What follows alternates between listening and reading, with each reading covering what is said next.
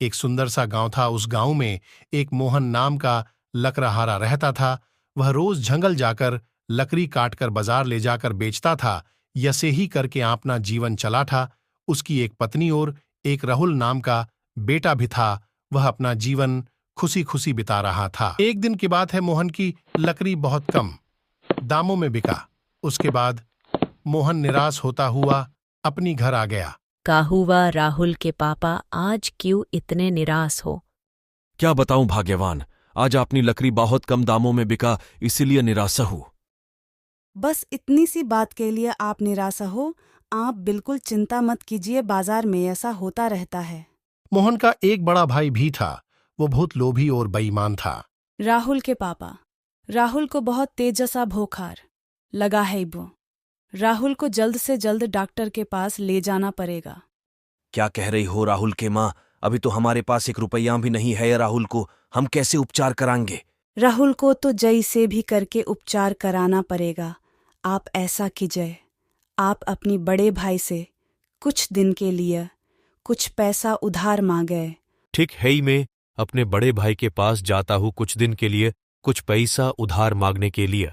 उसके बाद मोहन अपने बेटे राहुल के उपचार के लिए अपने बड़े भाई से कुछ पैसा उधार मांगने के लिए जाता है। भैया, हमको कुछ पैसा उधार दीजिए। मेरा बेटा राहुल का तबीयत बहुत खराब है। उसे जल्द से जल्द उपचार कराना पड़ेगा। आपका पैसा हम कुछ दिन में लौटा देंगे।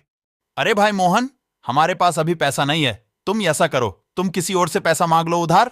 मोहन के भाई ने भी उसकी मदद नहीं की। उसके बाद मोहन बहुत निराश होता हुआ अपने घर चला जाता है। राहुल की माँ, मेरे बड़े भाई ने भी मेरी मदद नहीं की, बोला कि किसी और से मांग लो, हमारे पास पैसा नहीं है ही। हमें तो जैसे भी करके राहुल को उपचार कराना पड़ेगा, इसीलिए हमें तो जैसे भी करके पैसा का जुगाड़ करना पड़ेगा। राहुल की माँ, तुम पैसा का चिंता मत करो, मैं जैसे भी करके पैसा का जुगाड़ करूंगा। मैं जाता हूँ अभी जंगलोर लकड़ी काट के बाजार में ले जाके बेचा आऊंगा। उसी पैसा से हम राहुल का उपचार कराएंगे। उसके बाद मोहन अपनी कुल्लाहारी उठाकर जंगल चला जाता है लकड़ी काटने के लिए। जैसे ही मोहन पेड़ को काटता है तो उसमें से एक जादुई परी बाहर निकलता है। अरे बालक, यह पैर मत काटो तुम। यह मेरा घर है, मैं ईश पैर में रहता हूँ। तुम दूसरा पैर काट लो। इसके बदले में मैं तुझे 3 वरदान देता हूँ, मांगो। तुम्हें क्या चाहिए? हे जदुपरी, मुझे आपका वरदान स्वीकार है। पहला वरदान मुझे, मेरा बेटा राहुल बहुत बीमार है, उसे ठीक कर दो। दूसरा वरदान, मैं बहुत गरीब हूँ, मुझे अमीर बना दो। तीसरा वरदान, मेरे परिवार में खुशहाली ही खुशहाली रहे। जाऊं बालक, तुम्हारा वरदान तुझे प्रत हो जाएगा तथा अस्तु।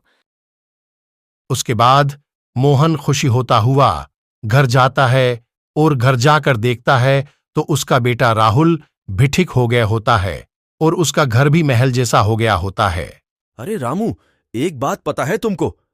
यह मोहन रातों रात कैसे इतना अमीर बन गया? सेठ जी, ये मोहन जंगल गया था लकड़ी काटने के लिए, तो जंगल में एक जादुई परी मिला। उसको वो परी ने मोहन को वरदान दिया, इसीलिए मोहन इतना अमीर हो गए। ऐसी बात है तो एक बार हमें भी जंगल जाना पड़ेगा।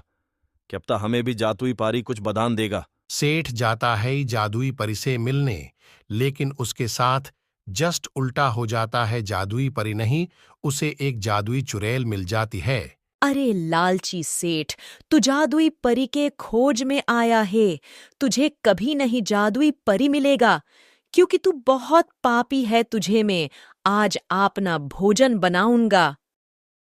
माफ कर दो, मुझसे गलती हो गई है।